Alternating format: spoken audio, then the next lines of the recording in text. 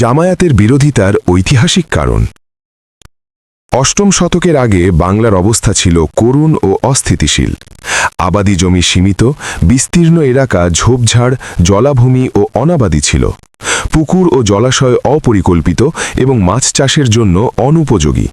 ফলে কৃষি ও মৎস্য উৎপাদন অপ্রতুল ছিল। সাধারণ মানুষ অশিক্ষিত এবং চাষাবাদই তাদের প্রধান জীবিকা ছিল, যা আদিম পদ্ধতিতে পরিচালিত হতো। শক্তিশালী কেন্দ্রীয় শাসন না থাকায় ছোট রাজা, সামন্ত ও ভূমিপতি নিজেদের এলাকায় ক্ষমতা দখল করে শাসন চালাত। আইন শৃঙ্খলা দুর্বল এবং সাধারণ মানুষ নিরাপত্তাহীন থাকত। অর্থনৈতিকভাবে তারা শোষিত ও নির্যাতিত হতো। চিকিৎসা ব্যবস্থা অনুপস্থিত, রোগে মানুষ বিনা চিকিৎসায় মৃত্যুবরণ করত।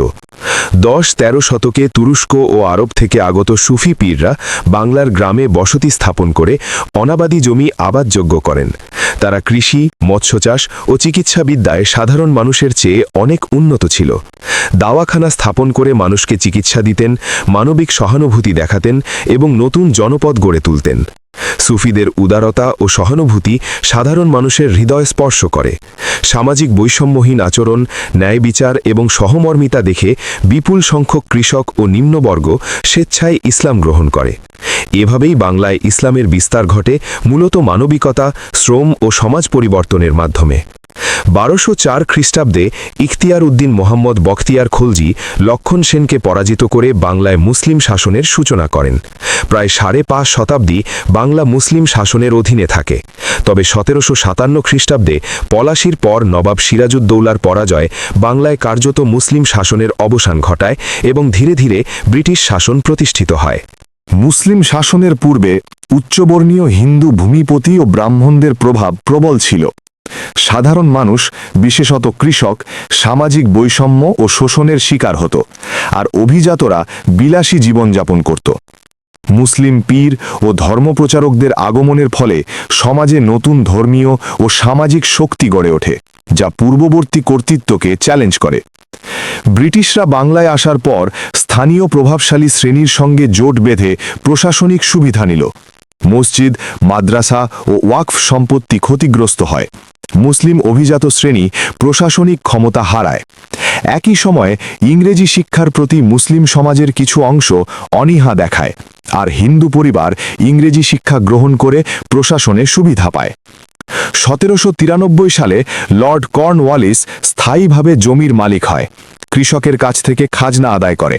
তারা লাঠিয়াল বাহিনী গড়ে সাধারণ মানুষের ওপর শোষণ চালায়।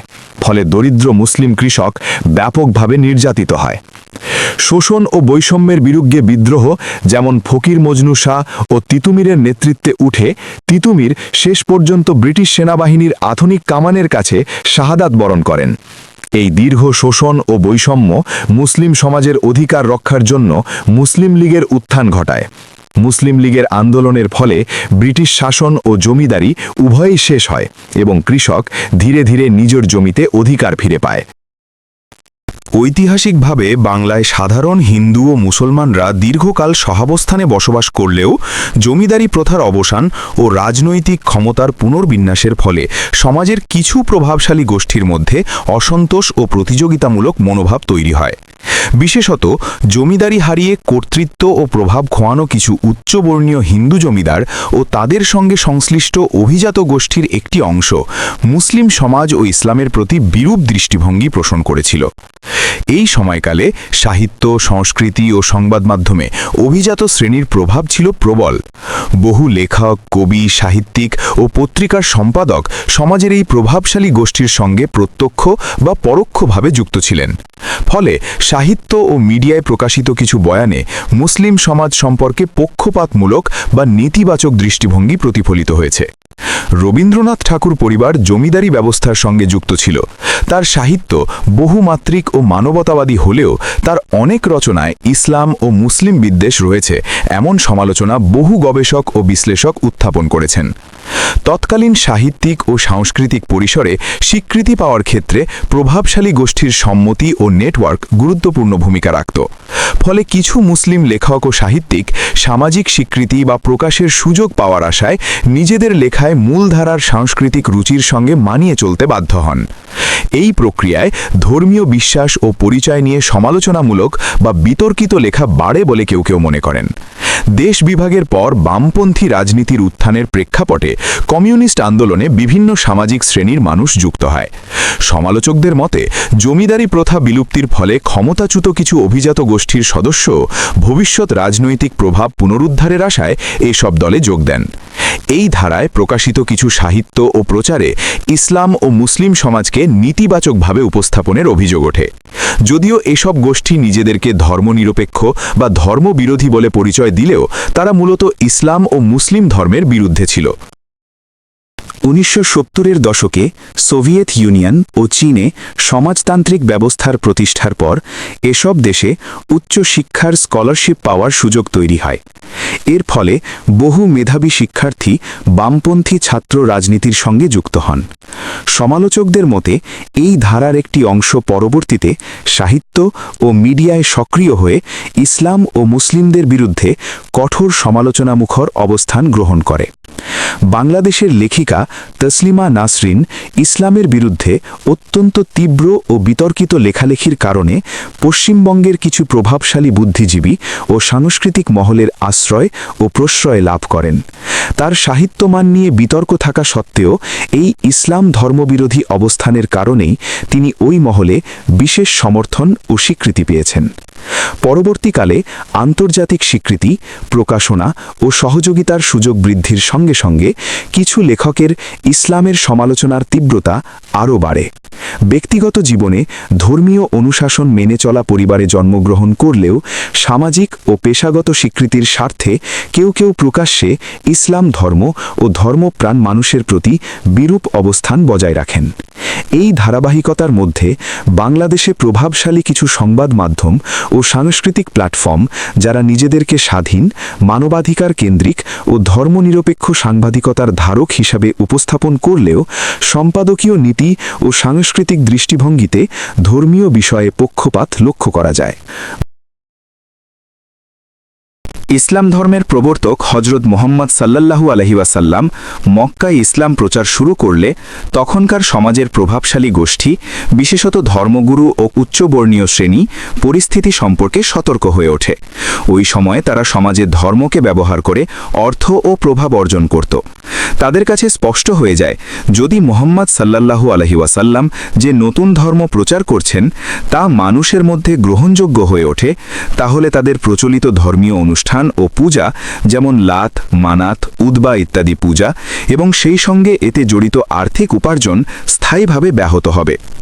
ইসলামের মূল শিক্ষার লা ইলাহা ইল্লাল্লাহ অর্থাৎ আল্লাহ ছাড়া আর কোনো মাবুদ নেই, এই সত্য গ্রহণ করলে তাদের প্রতিষ্ঠিত প্রথা ও আর্থিক স্বার্থ বিপন্ন হবে।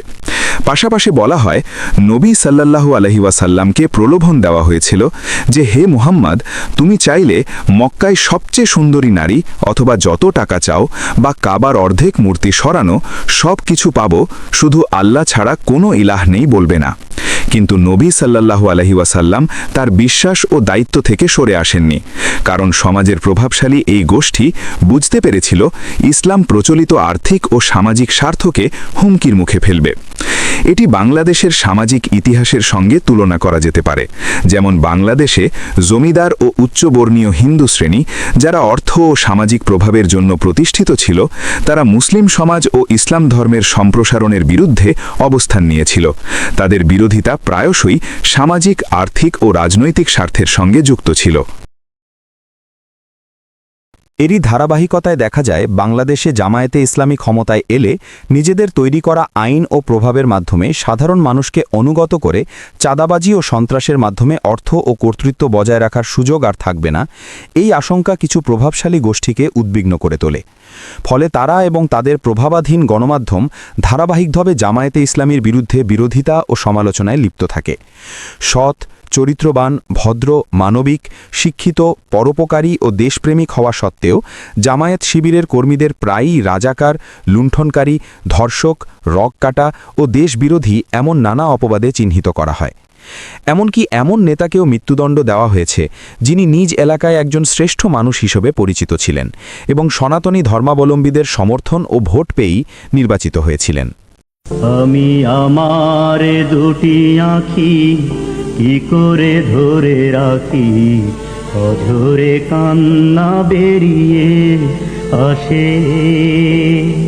আমি আমার দুটি আঁখি কি করে ধরে রাখি, অঝরে কান্না বেরিয়ে আসে। আমি আমার দুটি আঁখি কি করে ধরে রাখি, অঝরে কান্না বেরিয়ে আসে। ওই হায়নার আসে সোনার ছেলেদের ফিরতে দিল না তোমার বুকে। আমি আমার দুটি আঁখি কি করে ধরে রাখি, অঝরে কান্না বেরিয়ে আসে।